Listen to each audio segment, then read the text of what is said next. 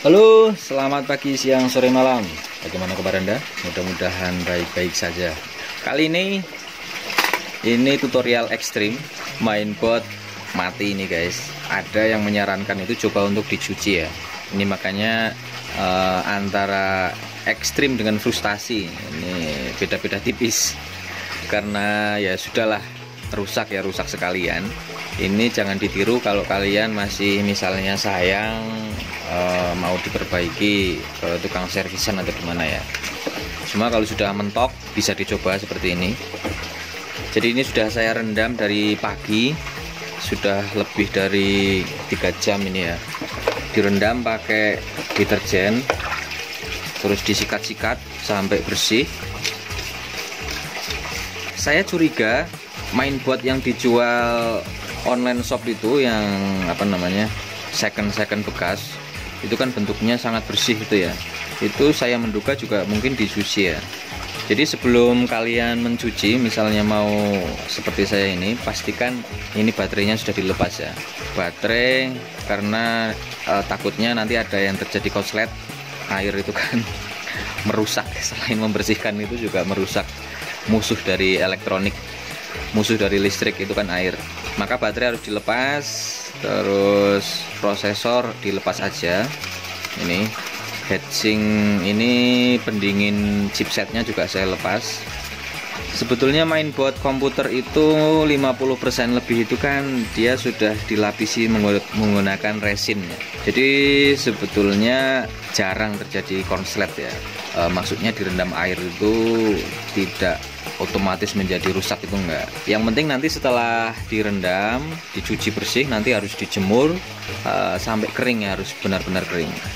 Fungsi atau tujuan dari perendaman dan menggunakan deterjen ini adalah membersihkan debu-debu atau kerak yang tidak bisa hilang hanya dengan disemprot atau di vacuum cleaner gitu ya.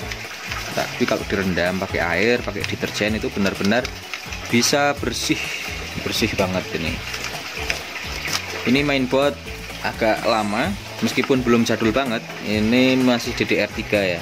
Sekarang kan sudah DDR4, cuma ini sudah SATA 2. Bahkan yang ini SATA 3 ini guys.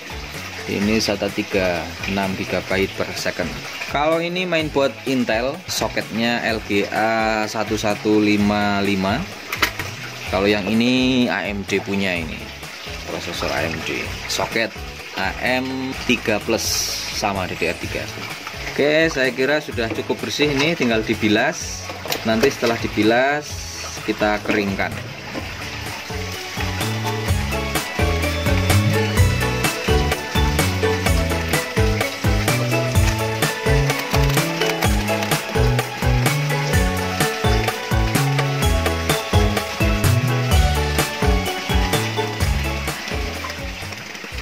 Sudah dibilas, sudah bersih, tinggal kita jemur. Karena ini sudah sore, ini mungkin pakai hair dryer ya. Nanti akan saya angin-anginkan pakai hair dryer. Sebetulnya yang paling bagus itu kalau siang hari ya, terik. Jadi benar-benar dia bersih.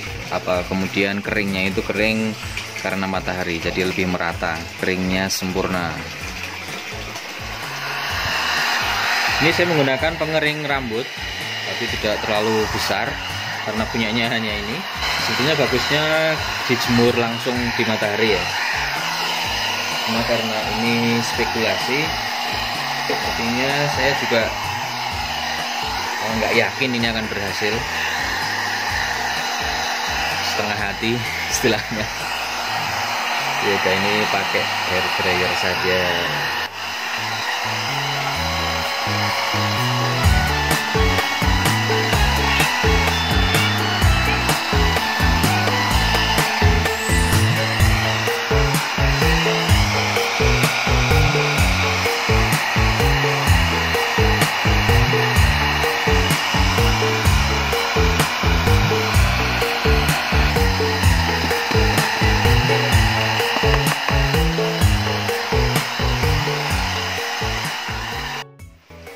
Oke guys, waktunya kita rakit.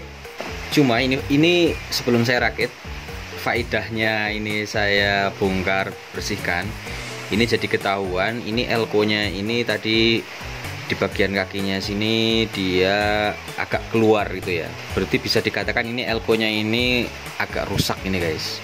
Jadi misalnya ini sebelum saya ganti elko nya, setelah ini saya cuci dibersihkan, kita pasang bisa nyala apa enggak gitu ya. Kalau belum nyala berarti nanti kita coba ganti elko nya yang ini nih. Untung ini jadi ketahuan ini guys. Soalnya dari kemarin sebelum saya bersihkan, saya cuci, itu saya cari elko yang kemungkinan mati itu nggak ada. Karena memang biasanya kalau elko mati itu kan dia kembung gitu ya, hamil atau dia meletus di atas. Ini semuanya elko-nya ini bagus. Ternyata dia meletusnya itu di bagian bawah ini. Sedikit banget, nggak begitu kentara gitu ya. Coba sebelum ini kita ganti, kita coba dulu bisa apa enggak.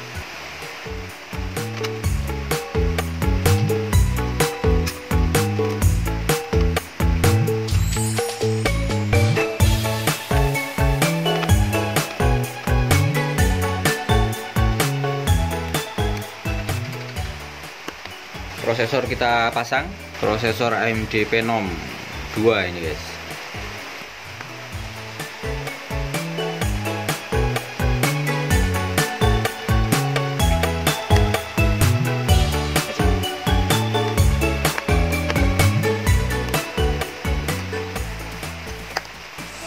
Harusnya kita kasih pasta lagi ya, cuma karena saya nggak punya, nggak usah, nggak apa-apa.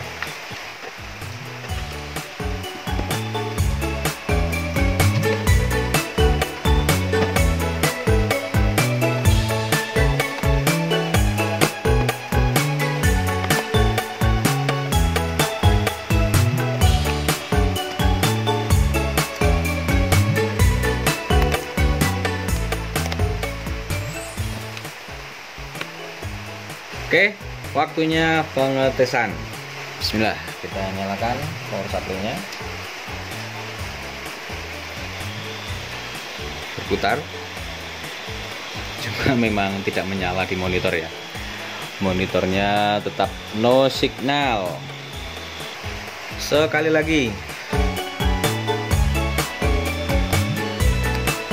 Tetap sama saja. Berarti kita ganti elko-nya. Ini sudah saya siapkan elko 1000 mikro. Ya, kita lepas yang ini ya. Pengalaman saya mengganti elko di mainboard ini biasanya susah dilepas dari boardnya, maka tinggal kita congkel saja di sini. Kita paksa lepas kakinya dari elko-nya. Ya seperti ini. Jadi kakinya kita sisakan seperti ini. Ini biar gampang kita nanti nyambung penggantinya. Ini tinggal nanti kita solder di bekas kakinya.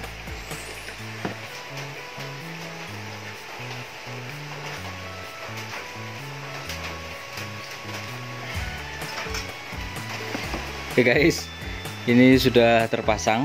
Meskipun aneh ini masangnya tidak begitu rapi, jadi memang susah kalau ganti elko di board komputer itu dengan solder biasa seperti itu nggak bisa terlepas ya. Akhirnya saya sambung-sambung pakai kabel, yang penting nyambung ya. Kita tes langsung.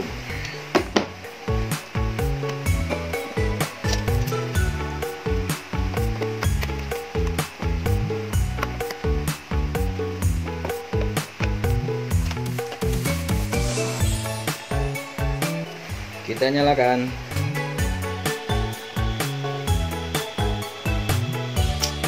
Ya, ternyata nggak mau menyala guys. Jadi kesimpulannya dicuci sampai bersih itu nggak menjamin mainboard itu bisa bener. Tadi ketemu elko 1 yang sepertinya rusak. Ini ya, saya tarik itu lepas kakinya, sudah saya ganti.